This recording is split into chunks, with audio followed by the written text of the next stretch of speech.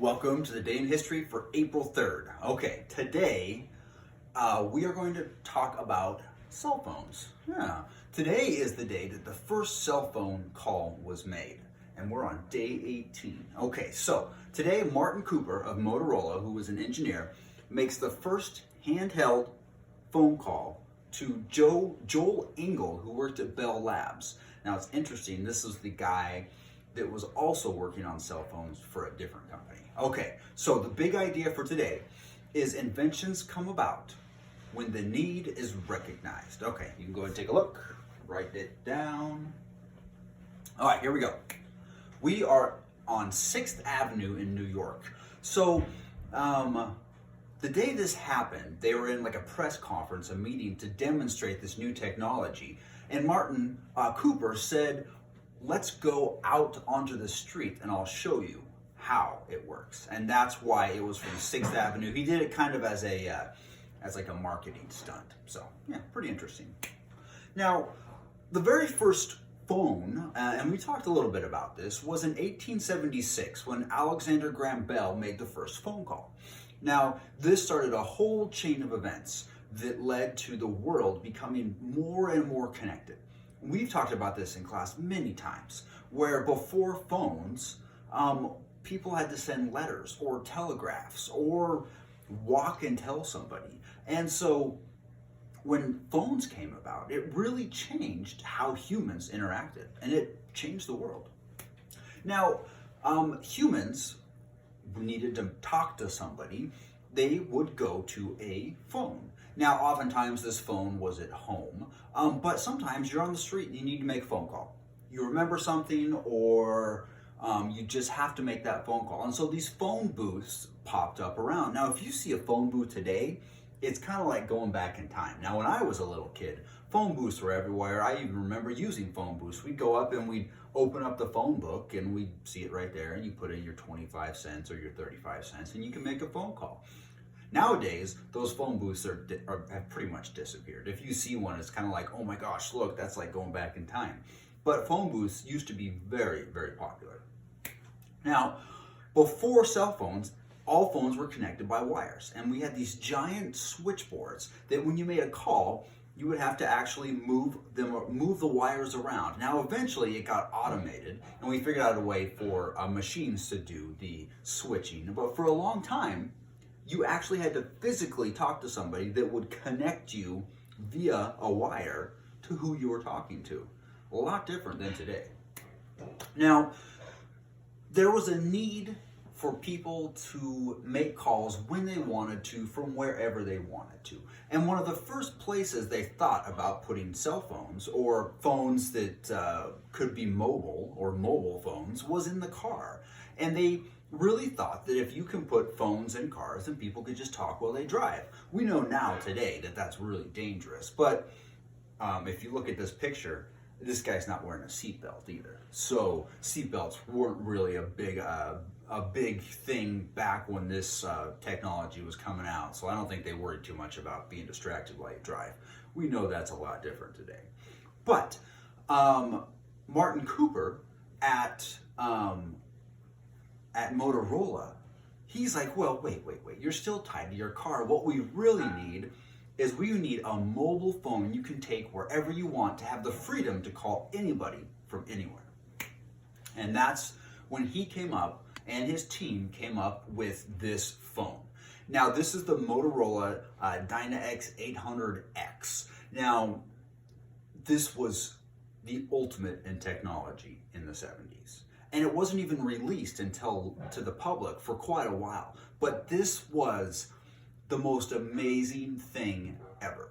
You could carry this little phone, I know it seems huge, but this little phone, and you can make a call from anywhere. It was amazing. Now, when they finally sold it in 1983, it cost $4,000. $4,000 for one phone. But you know what? If you had one of these, you were pretty cool. I mean, it was a status symbol. And for some people, it was an important part of their job if they were a very important person. I don't know. Seems like a lot of money to spend for a cell phone, but we also spend a lot on our cell phones nowadays anyway. So now, when he made this call, like I said, he went down to the street and he intentionally called his competitor because he knew that the people at this other company were trying to make a cell phone too. And so what he did is when he was going to show off his first cell phone that Motorola had made, he called his competitors and say, hey, guess what? I'm calling from a mobile phone. Huh. It was kind of like a troll call, which I thought was kind of funny. So, but today is the day that that cell phone call was made. Now, cell phones have changed over time. I didn't even put all of them up here because they just keep going.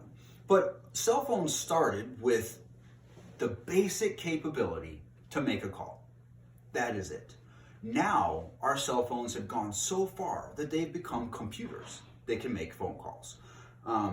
We can do so much on these tiny little devices that we can put in our pockets. It's absolutely amazing. But when mobile phones first started, they were simply used to make calls. The world has changed quite a bit. Now, the way a cell phone works is actually really interesting. Now, there's two different types of calls that can be made. Okay? Now, one is the 911 emergency call. Now, any cell phone can hit 911 and it will immediately connect to a satellite, which will then tell the emergency responders where you are based on where you called from. Now, those are built into the phones. But for regular cell phone calls, what you're going to do is you're going to make a call or send a text, and it's going to send that message to the nearest cell tower. And then it's going to get transmitted to the other phone that you're calling. Okay, that's fairly obvious. But here's how it works. Now, what happens is when you say something or when you text something, it gets changed into an electronic signature, a series of electrons moving in a certain way.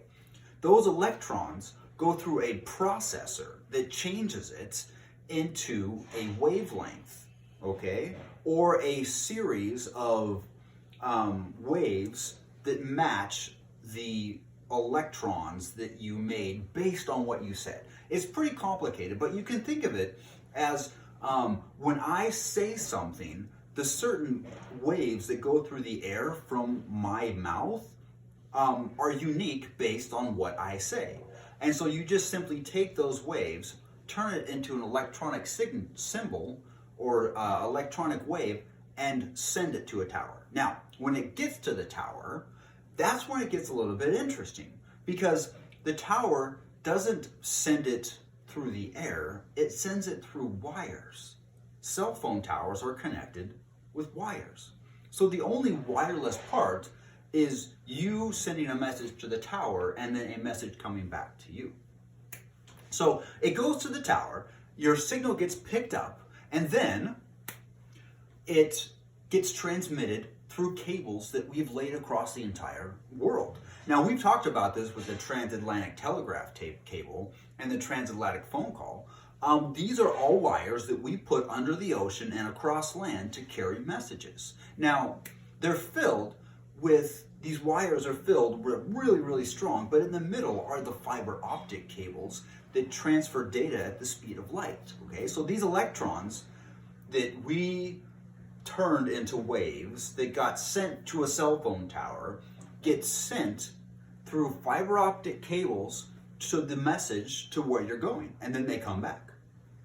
Pretty crazy when you think about it, that we figured out how to do that, and it can all happen so fast. Now, cell phones are everywhere, and you see it all the time. Now, there are so many people that have cell phones, and there is so much to do on them now that it's changing how our society works. Now, I don't think that first cell phone call, I don't think that guy could have imagined what it would be like today. But they are a dramatic and important part of our society. Pretty interesting. Now, let's take a look at a couple ideas for some future cell phones. I thought this one looked pretty cool. This little tiny one, maybe you could fold it. These are all like concept ideas. You could fold it and like stick it in your pocket. It's a lot smaller than the phone I'm using right now. This one's pretty cool. It's like a totally see-through design. I don't know, I think I've seen some stuff like this in movies before. I kind of like this idea where it's like attached to your arm and it projects out with like a little projector. I think that would be kind of cool. This is my favorite one though. Somebody just took like an iPhone, but could you imagine like your phone being like 3D and having it come out like a hologram? That would be pretty cool. And if you think about where we came from when I was a little kid, in 1983, I was 5 years old. And we had a cell phone. It was a big monstrosity.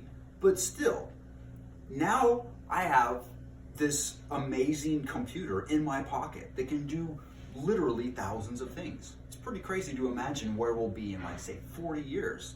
I don't know. Or we could all just go back in time and use these super awesome giant brick phones. I almost want to get one of these just so I can walk around and pretend like I'm talking to people on them. So, okay, that's the last day in history for right now. We'll come back for more days in history after spring break. I really like making these videos, but I need just a little break. So I'll try and keep in touch with you guys on Teams. I'll check it daily. And then we'll be back next week for more days in history, more work. We're going to do video chats. There's going to be a lot of cool stuff we're going to do. So I'll see you guys then. Bye.